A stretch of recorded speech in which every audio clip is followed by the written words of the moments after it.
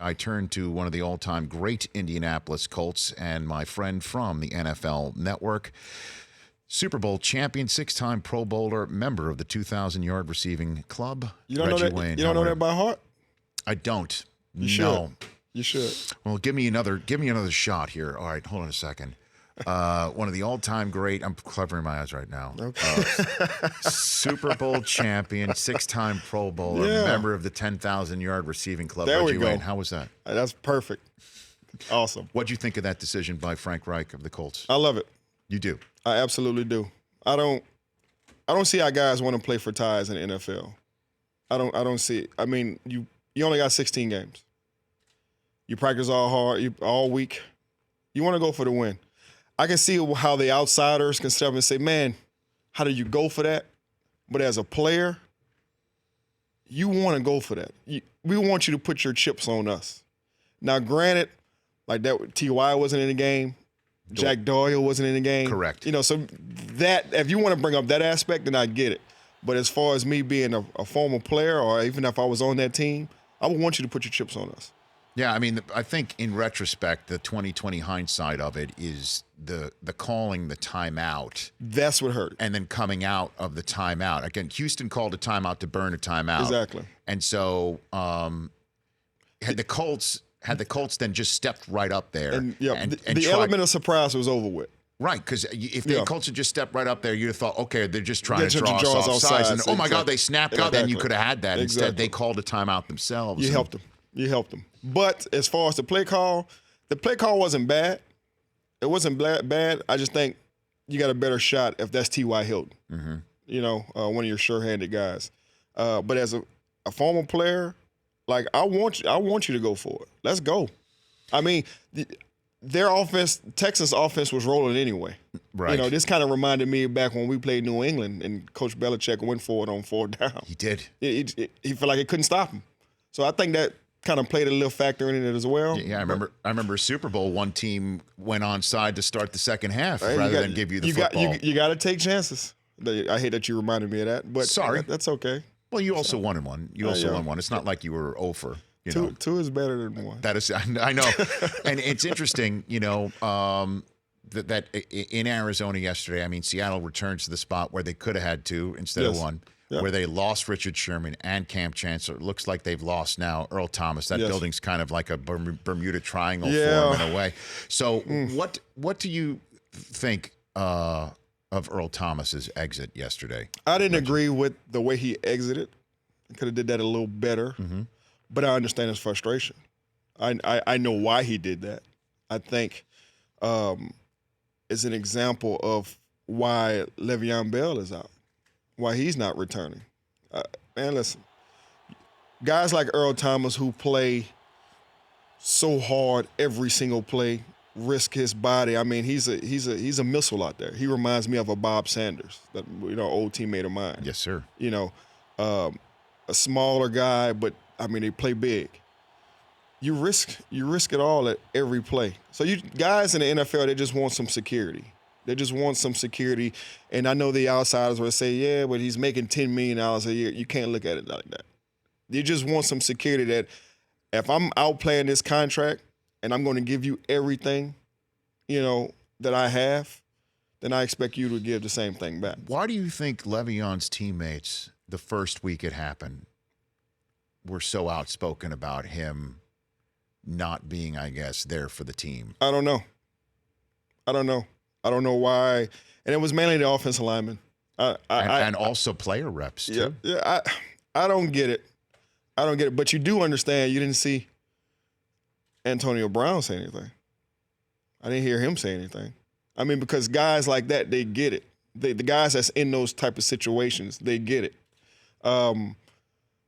It's a sin, Rich, for you to talk about another guy's money, about another guy's contract. Normally, you kind of sit back and you talk to each other behind closed doors about what's going on, but you never go to the media and do that. Well, I mean, and Le'Veon said on an Instagram post showing that Bobby Wagner said that I'd be pissed off if I was Earl Thomas. He said that I'll be the bad guy for everybody. His situation's a little bit different, though, because he can't talk long-term deal. right? I mean, he's making a point to the Steelers that you didn't give me what I wanted, so I'm not giving what you want, which is my services right now. Exactly. It's a chess match. It really is. It's one of those things where you see who flinches first. Obviously, it's Le'Veon going up against a big organization, but as a former player, nobody touches the ball per game as much as Le'Veon Bell. Like, he's laying it on the line every single game. Would you say he should show up, though? I mean, what are you going to do? You go show up and then say he pull his hamstring? I mean, what's the show up and do what? Play? Yeah, I mean, the team kind of needs him at 1-2-1 right now. That's what a lot of people are saying. I am of the mindset, just understand this, Reggie Wayne here on the Rich Eisen Show, that nobody should ever tell a guy, don't get yours, when they're trying to get theirs. Exactly. It's not my place, because I'll tell you what, when my negotiations are up in my business, I'm trying to get mine. You're trying to get yours. Absolutely. Right. 1,000%. But I also don't have the ability to hold out my services in this business. Players do. Players do. Some of them can. Most of them don't have the leverage. Le'Veon's got some leverage. The question is, what's he using the leverage for right now? Like, what team would want to trade for a guy that says, I'm saving my tire tread for the long-term relationship I'm having next? Oh, I can name quite a few teams that can use his services. I mean, one of them is my former team. They can. You don't think they can use a Le'Veon Bell? Colts? Absolutely. I mean, there's a lot of teams that can use the service. He does so much. But wouldn't they be concerned that he's going to go to the Colts and then what? And say, I don't really want to try so hard because I can't talk long-term contract with you? Well, that's the problem that he's in. And there's no security. There's no way of knowing that he's going to want to sign with him at the end of the year. So it's a gamble. So if you want to say that, then he really doesn't have much leverage. But, I mean, as a former player, you feel like, hey, I'm gonna risk a lot of money, but I'm going to make this money up at the end of the day. Eventually. Now it's a gamble. I mean, if you're talking about Vegas, I mean, this is as far as Vegas as you can get. I know that. Yeah. But Le'Veon is one of those type of players. He's that special. Rich Eisen here, along with Reggie Wayne on the Rich Eisen Show. So let's talk about Antonio Brown, because he is doing some talking as well. Yeah. What do you think that 72-hour period where we saw him very animated on the sideline, then going back at a former official who was saying that he's a product of Big Ben, saying, trade me, we'll find out, and then not showing up for work? What do you translate that in from receiver into English, if you don't mind? I'm going to tell you this.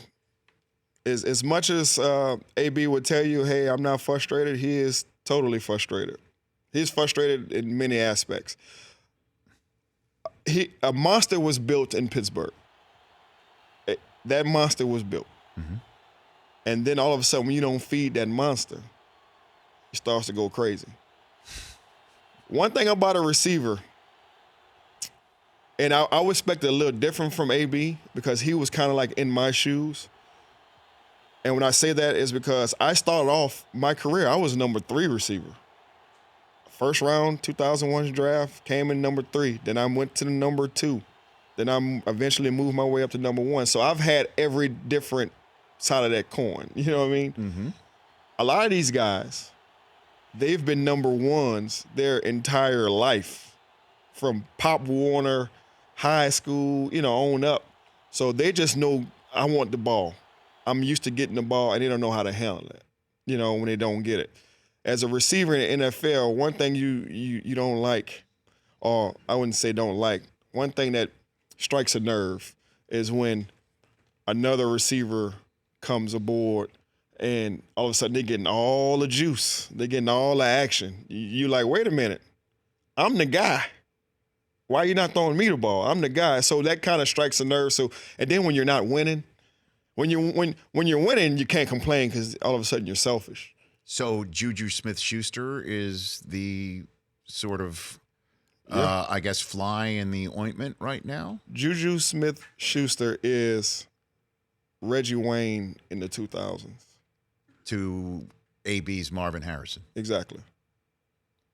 And is Calvin Ridley right now the Reggie Wayne to Julio Jones is Marvin Harrison? Absolutely. Right, and listen, Marvin Harrison to me is the best ever, outside of Jerry Rice. Sure. But and there's no knock on those guys. It just happens to go that way because those guys, the Marvin Harrison, the ABs, the Julio Jones, they're going to get double covered. So the Reggie Waynes of the world, we're going to get single covered. There's not one receiver in the league that feel like they can be single covered. One-on-one, I'm going to win that battle. I remember my first day in, I met Marvin Harrison. I told him, I said, hey, bro, nice to meet you. I'm going to do everything I can to get this double coverage off you. It just comes that way. And slowly but surely, it's a changing of the guard. It's the way it goes. I mean, Father Time kicks in. It happens. So what's worse, Reggie Wayne, having a situation like you mentioned, Julio Jones and Calvin Ridley and Antonio Brown and Juju Smith-Schuster not winning, or Odell Beckham and not winning, where it seems like there's nobody else who's getting the ball also, and you're not winning? I'm going to tell you, what's worse is definitely Odell Beckham Jr. I mean, because if you want to be, AB and Juju, like, at least you got guys that's eating.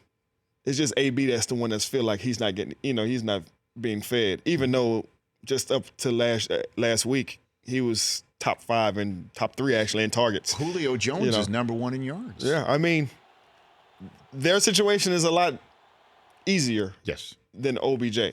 I mean, OBJ, he's in a situation where he is the guy and he still can't get the ball. The other guys can't get the ball.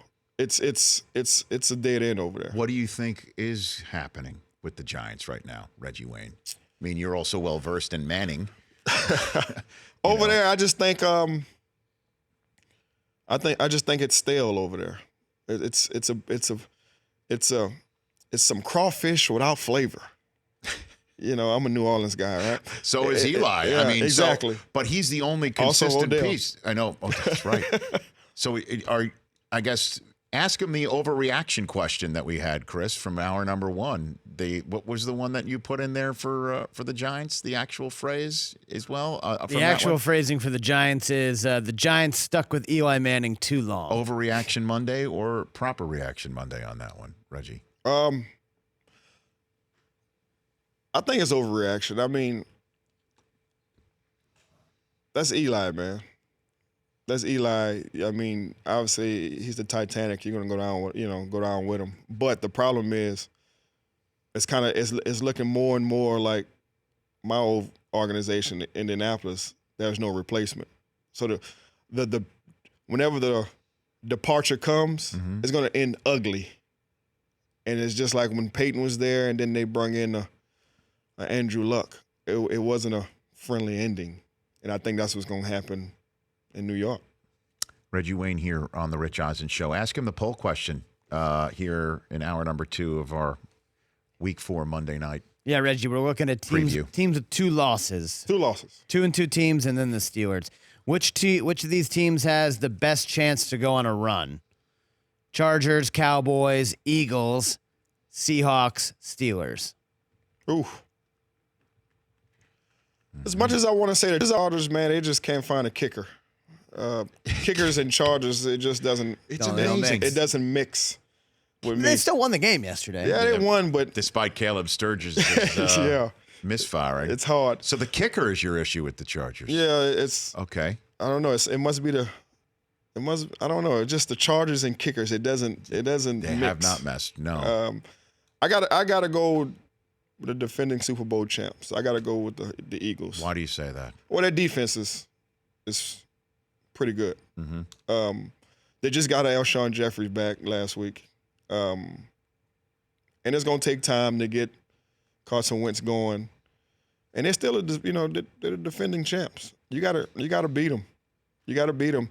Nobody really wants to go in Philly and play. That's a tough place to play. And then the Cowboys, I'm not sold on them. Chargers, we talked about the kicker issue. Why aren't you sold on the Cowboys? It's not enough Zekes to go around. Yeah. Well, I mean, Jerry Jones was saying, and he got a lot of, tongue-in-cheek grief, certainly from this chair and as well as everybody else in the NFL community over the weekend, saying that, they have an offensive line, so do the Rams. They love their quarterback as much as the Rams love Goff. The Rams had Tavon Austin. Now the Cowboys have Tavon Austin. They both have really game-changing running backs, so the Cowboys aren't too far away from what the Rams are. Okay, and you forgot that Jerry's also getting old. He's getting old. He's starting to see things. You may think on paper it looks the same, but on film it's totally different. Rams the best team in the NFL through 4 weeks? You know what? I would have to say yes. I would have to say yes with an asterisk. When that is? By them losing to Lee in that secondary, yes, that kind of hunts them a little bit. Well, the Vikings certainly lit them up on a short week. Cousins. It was a short week. It was a short week. Those things happen, and then you had Marcus Peters, who wasn't 100%. So then, who's the best team to give the Rams problems? Is it the Eagles team that's 2-2? Could it be the Saints? What do you think? Packers? Believe it or not, I don't know what's going on with that defense. We expected better with the Saints, but that was my NFC team before the season started. Okay. So I'm still going to ride the Saints. Drew Brees, he's amazing. He's shout out to class of 2001. That's right. He's amazing. As long as he got the ball in his hand, they're going to score points. Well, I said last week when we were on the subject of Brees here, he passes Peyton Manning. He passes Brett Favre for most completions. Yes. He needs 100 yards next week to pass Favre for second most yards. He needs 200 yards next week to surpass Peyton Manning for most yards ever. He already has the most 300-yard passing games ever, the most 400-yard passing games ever. I said if he wins another Super Bowl and gets a league MVP on top of it, we have to discuss Mount Rushmore for Drew Brees in terms of all-time greats. It's baffling to me that he doesn't get as much juice as he already had. You know what I mean? Like, he should get more. Like, you just named off all those stats that he's... Yes. And nobody seems to even know that. Well, I think part of that is everyone assumes it's just the match with him and Sean Payton. I mean, that's not his fault. No, I know. It's... That might be. I'm just. If you're asking why, maybe, and I'm not saying that it's rational. Right. Man, I agree with you. And he may not have to win another Super Bowl. He's going to have all these stats. He's going to have all those stats and where he's sitting at the top. Yeah. Courtesy of my team. Yes, but I didn't want to bring that up again. Before I send you up the 405 to the NFL Network, where you're going to be on Endgame following tonight's Monday night contest between the Chiefs and the Broncos, what's your favorite Peyton Manning story? My favorite Peyton Manning story, man, it's a family show, right? Okay. That's a good way to start that. It was Peyton's a practical joker. Okay. He loves to crack jokes, but he never likes to joke on him. Okay. So he was pulling jokes on one of our, equipment guys, and just kept messing with him and messing with him and messing with him. And then all of a sudden we had practice, and practice was roughly 2 hours and some change. We all get out of practice, get ready to go home, take showers, get ready to go home, and he goes out to his car, and his whole car is saran wrapped. It's fully saran wrapped. And he didn't know who did it. He was red. I mean, just think of that big head. It was red, right? And nobody would say who it was. Nobody they wouldn't tell on each other. No snitching allowed, right? Peyton Manning does what Peyton Manning do. Which is? He called up the dealership and had them come take the saran wrap off. He didn't put his hands on it. He made the dealersship come do it. So that's move. Omaha. That's an Omaha. Exactly. Omaha. He audibled. He audibled to another play. But did he ever find out it was the equipment manager? I'll never tell. But did you just tell though? No, I didn't. You said it. Reggie Wayne, everybody. Who do you think wins tonight? You like Mahomes tonight? In the road start? Ooh. I like Denver. You do? I like Denver. Why? I think this is the game that Patrick Mahomes struggled. It's gonna be it's a brick wall somewhere in there. You're saying obviously won't be 16-0. It won't be 16-0. It's gonna be a rough patch in there. Okay. I had a hot take Tuesday last week. What was that? My hot take Tuesday. Yeah. It's a little far fetched, but what was it? Patrick Mahomes throwing 4 picks. Ooh. In this game. In this game. That's a hot take. That's a hot take Tuesday. It's a little far fetched. Well, I mean, it's such a hot take. It's still hot 6 days later. Yeah. Okay. Very good. Let's go. We'll see. Reggie Wayne, I love that you're part of the NFL Network. I love what you've been doing. Appreciate you, brother. Please come back here as much as you possibly Just can. give me an invite, man. Okay, I will. I'm here. And are you on the Thursday night coverage, Colts Patriots as well? No, I'm not. Okay. I'll be sitting back watching. Okay. That'll be the Week 5 kickoff. Man, I can't believe we're that deep into the season already. That's fast, At Reggie Wayne _17 on Twitter. The Rich Eisen Show, weekdays at noon Eastern on Audience.